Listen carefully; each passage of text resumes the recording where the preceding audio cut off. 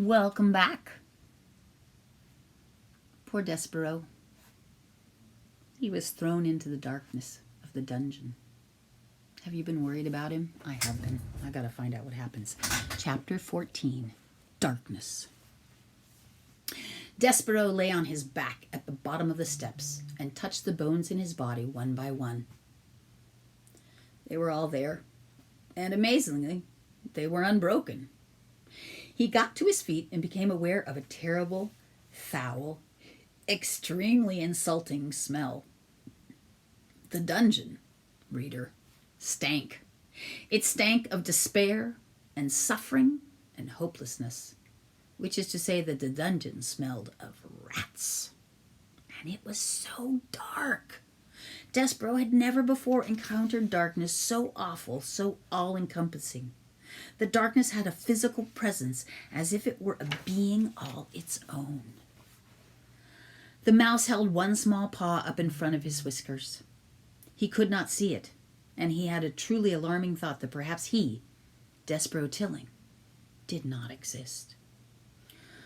"Oh my," he said out loud. The voice echoed in the smelly darkness. "Perfidy," said Despereaux, just to hear his voice again, just to assure himself that he did exist.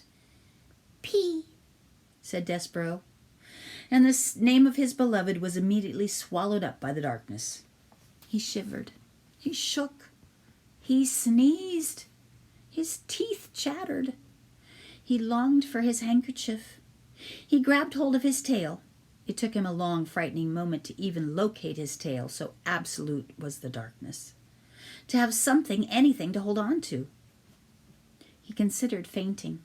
He deemed it was the only reasonable response to the situation in which he found himself, but then he remembered the words of the threadmaster.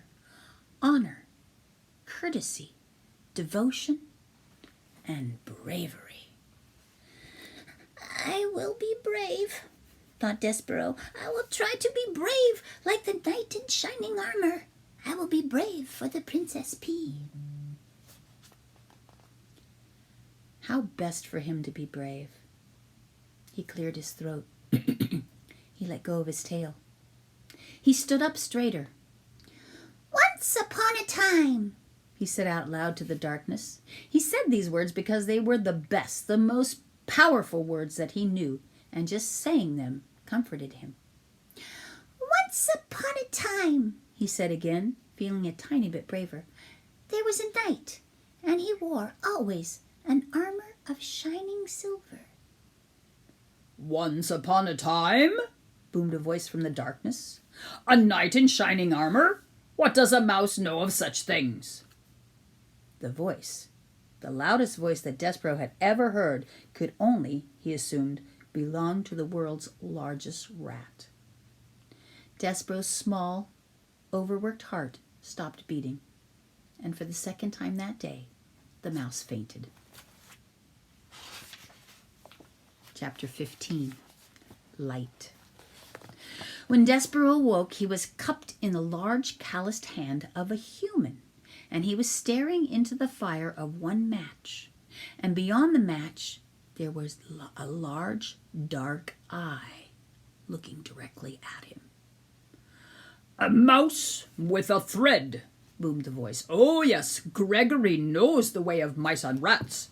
Gregory knows. Gregory has his own thread marking him. See here, mouse?" And the match was held to a candle, and the candle sputtered to life, and Despereaux saw that there was a rope tied around the man's ankle. "Here is the difference between us. Gregory's rope saves him, and your thread will be the death of you." The man blew the candle out, and the darkness descended, and the man's hand closed more tightly around Despereaux, and Despereaux felt his beleaguered heart start up a crazy rhythm of fear. "Who are you?" he whispered. "The answer to that question, mouse, is Gregory. You are talking to Gregory, the jailer, who has been buried here, keeping watch over this dungeon for decades, for centuries, for eons, for eternities. You are talking to Gregory, the jailer, who, in the richest of ironies, is nothing but a prisoner here himself." Oh, said Despereaux. May I get down, Gregory? The mouse wants to know if Gregory the jailer will let him go. Listen to Gregory, mouse. You do not want to be let go. Here in this dungeon, you are in a treacherous dark heart of the world. And if Gregory was to release you, the twistings and turnings and dead ends and false doorways of this place would swallow you for all eternity. Only Gregory and the rats can find their way through this maze. The rats because they know, because the way of it mirrors their own dark hearts. And Gregory because the rope is forever tied to his ankle to guide him back to the beginning. Gregory would let you go, but you would only beg him to take you up again. The rats are coming for you, you see. They are? Listen, said Gregory. You can hear their tails dragging through the muck and the filth. You can hear them filing their nails and their teeth. They are coming for you. They are coming to take you apart, piece by piece. Despereaux listened, and he was quite certain that he heard the nails and the teeth of the rats, and the sound of sharp things being made sharper still. They will strip all the fur from your flesh, and all the flesh from your bones. And when they are done with you, there will be nothing left except red thread. Red thread and bones. Gregory has seen it many times, the tragic end of a mouse.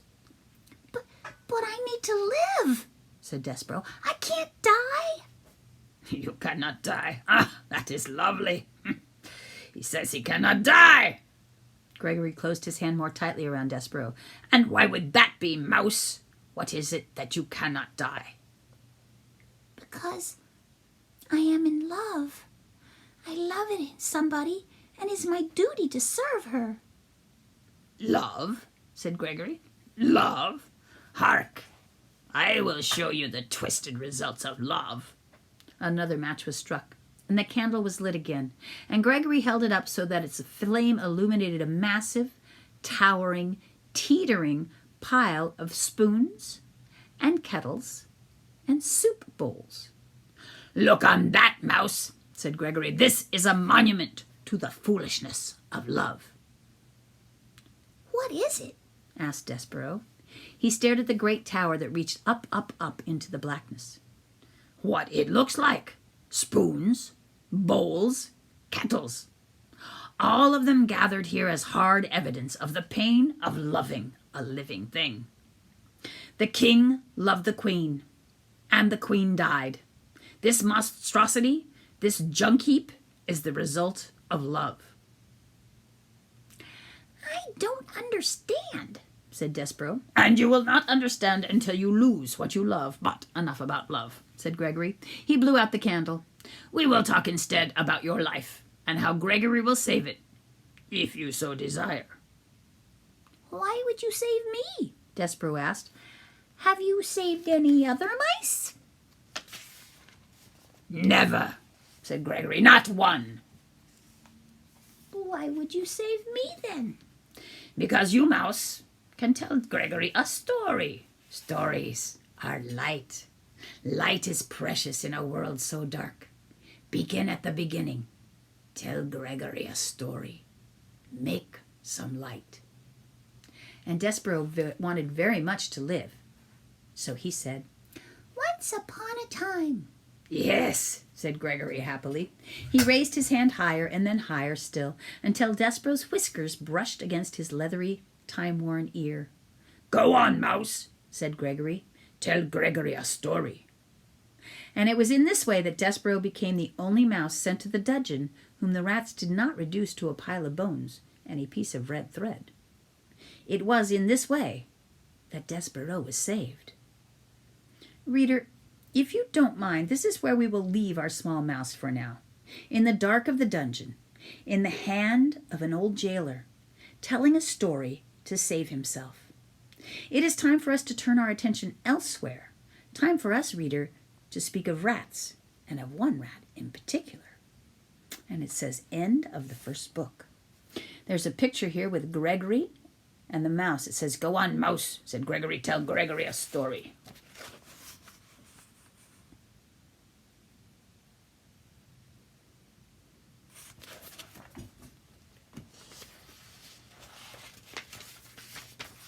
Book the second. Chiaroscuro. Chiaroscuro. Blinded by the light. Is that time for this? Yeah, we'll go one more chapter. As our story continues, reader, we must go backward in time to the birth of a rat named Chiaroscuro, and called Chiaroscuro, a rat born into the filth and darkness of the dungeon, several years before the mouse Despereaux was born upstairs, in the light. Reader, do you know the definition of the word chiaroscuro? If you look in your dictionary, you will find that it means the arrangement of light and dark, darkness and light together. Rats do not care for light. Chiaroscuro's parents were having a bit of fun when they named their son. Rats have a sense of humor. Rats, in fact, think that life is very funny. And they are right, reader. They are right. In the case of Chiaroscuro, however, the joke had a hint of prophecy to it.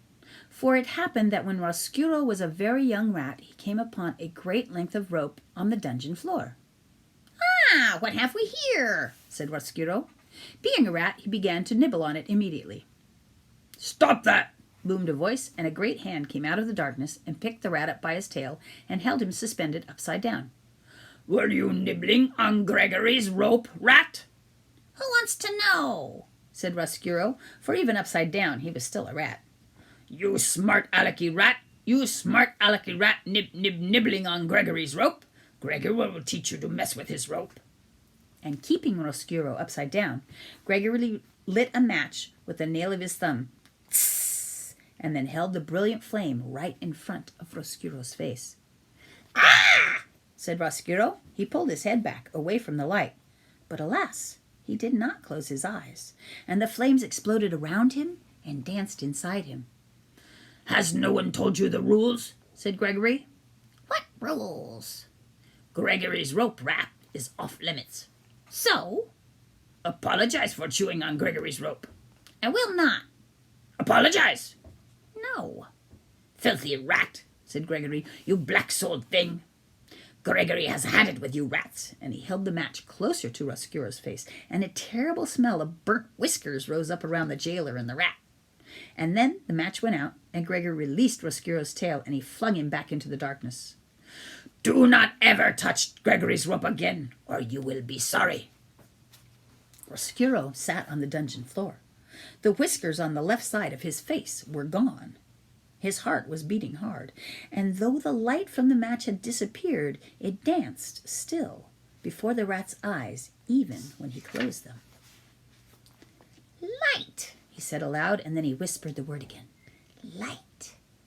From that moment forward, Chiaroscuro showed an abnormal, inordinate interest in illumination of all sorts. He was always, in the darkness of the dungeon, on the lookout for light, the smallest glimmer, the tiniest shimmer. His rat soul longed inexplicably for it. He began to think that light was the only thing that gave life meaning, and he despaired that there was so little of it to be had. He finally voiced this sentiment to his friend, a very old one-eared rat named Botticelli Remoroso. "I think," said Chiaroscuro, "that the meaning of life is light." "Light?" said Botticelli. "You kill me. Light has nothing to do with it." "But what does it all mean?" asked Chiaroscuro. "The meaning of life," said Botticelli, "is suffering. Specifically the suffering of others. Prisoners, for instance. Reducing a prisoner to weeping and wailing and begging is a delightful way to invest in your existence with meaning." As he spoke, Botticelli swung from one extraordinarily long nail of his right front paw a heart-shaped locket. He had taken the locket from a prisoner and hung it on a thin braided rope.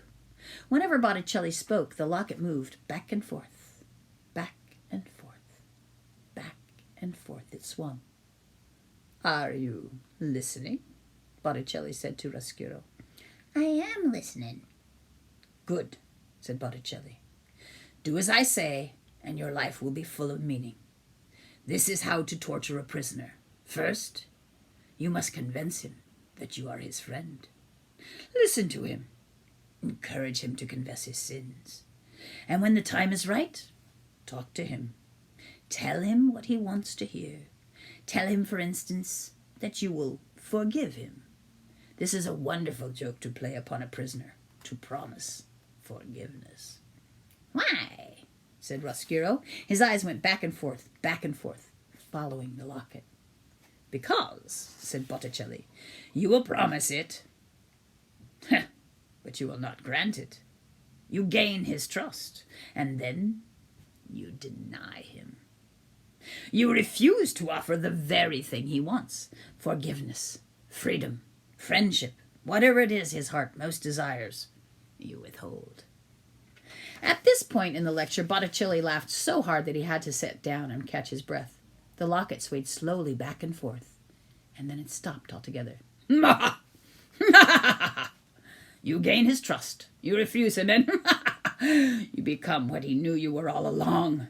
What you knew you were all along. Not a friend, not a confessor, not a forgiver, but a rat. Botticelli wiped his eyes and shook his head and sighed a great sigh of contentment. He set the locket in motion again.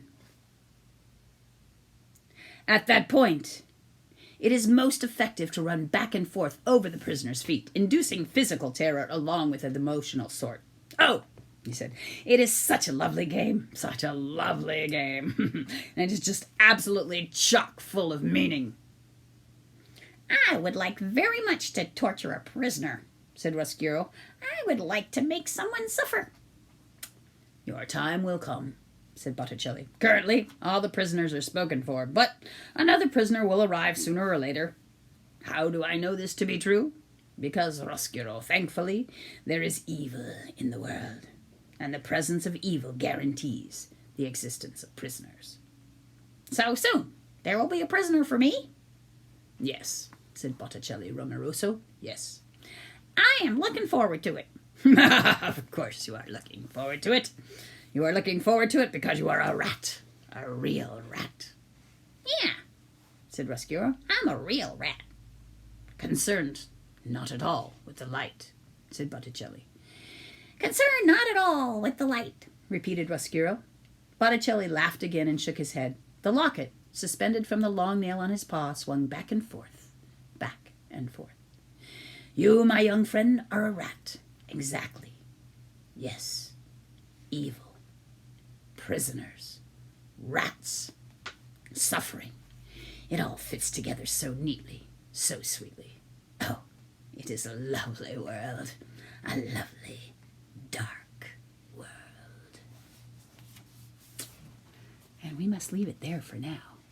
Goodness.